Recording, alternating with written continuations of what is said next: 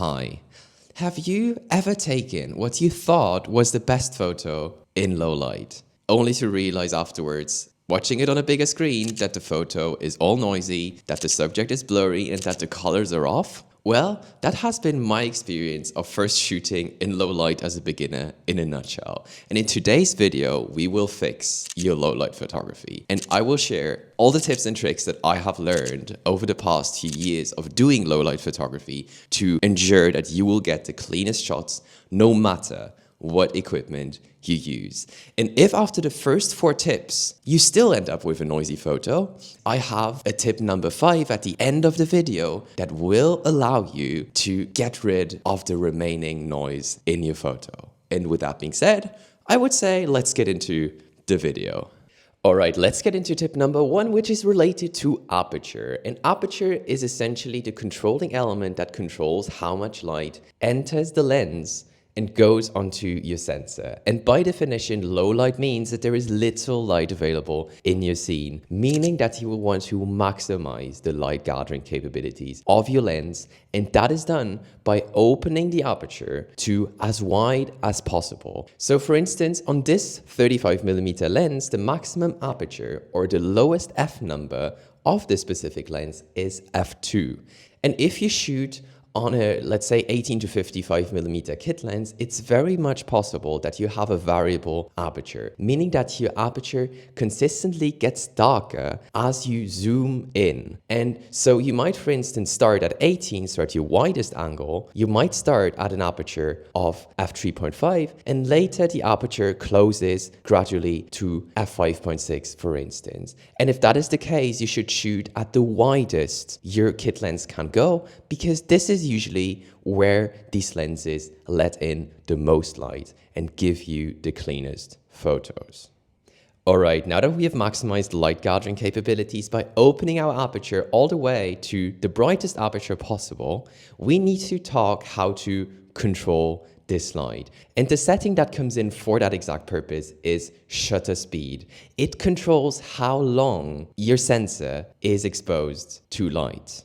And the mistake that I see many beginner photographers do is to shoot at a shutter speed that's either too slow, introducing something called motion blur if there is something moving in the photo while you take the photo, or the shutter speed is so slow that it's going to introduce camera shake into your scene. And the other extreme that you also shouldn't do is to shoot at a shutter speed that's too fast, because a fast shutter speed means that the sensor is exposed to light only for a very, very brief moment. And this brief moment is not sufficient to capture enough light. And therefore the camera would have to raise a setting called ISO. And by raising the ISO, you introduce the noise into your photo that you absolutely do not want to have.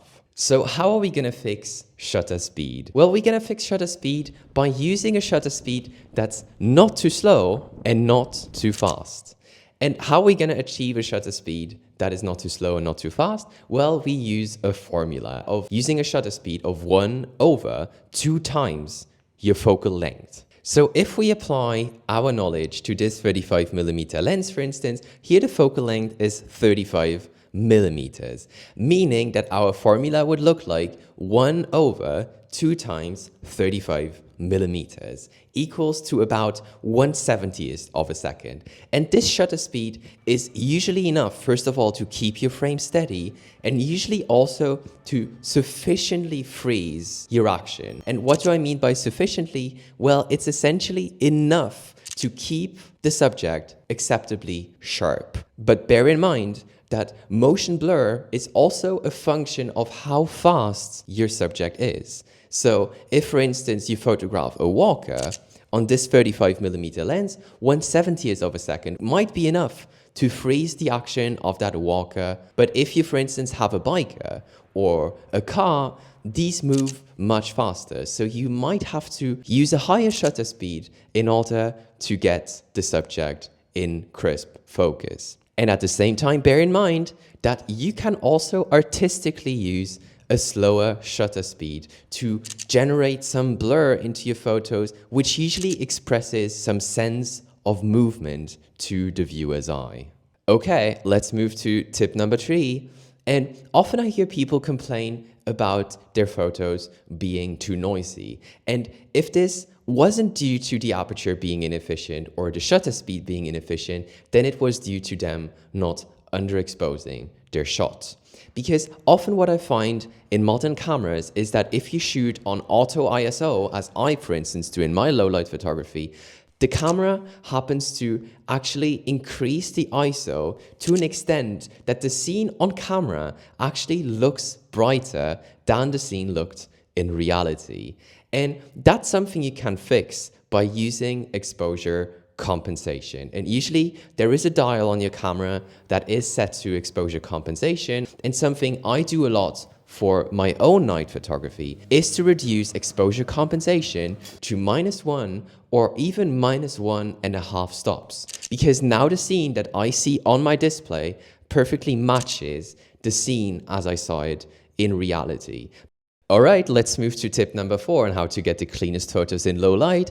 And this tip is often overlooked, which is that you should get your composition right in camera. What do I mean by that? If you're in the field, try to get the composition as good as you only can, because usually if you do not get the composition right, it means that you will later have to crop into your photo. And if your photo is shot in low light, it's very likely that your ISO value will be a little bit higher. And the higher the ISO, the more grain will be introduced into your photo. And by cropping your photo, you actually magnify the noise, making these grain patterns appear bigger than if you had not cropped it at all. And this is also the reason why bigger full frame sensors are said to perform better in low light, simply because if you shoot on a smaller sensor, let's say APS-C or Micro Four Thirds, you effectively crop into your full frame sensor, and therefore you magnify the noise in your scene, making your photo overall look less clean.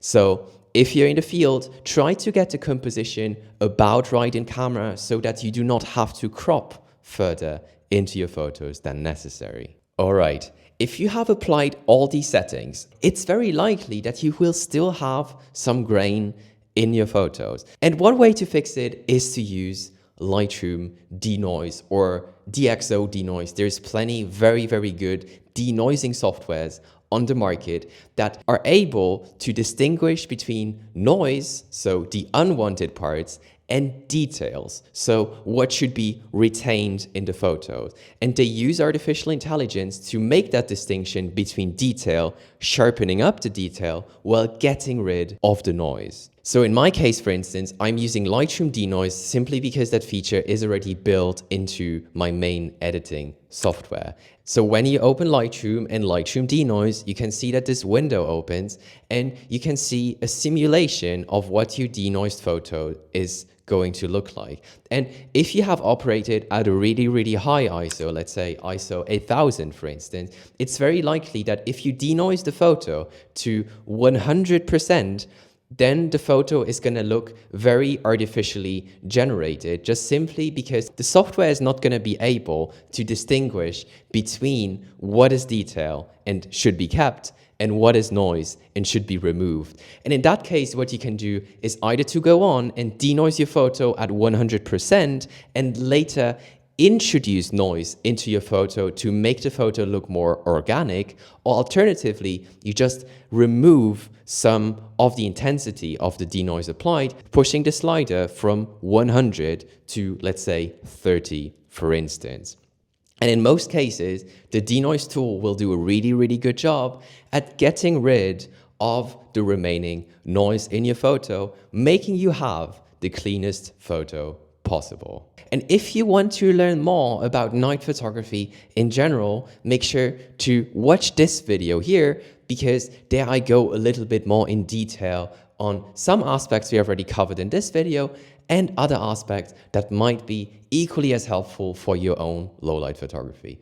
And with that being said, thank you so much for tuning in today. I hope you learned something new, and I hopefully see you for next week's video. Bye.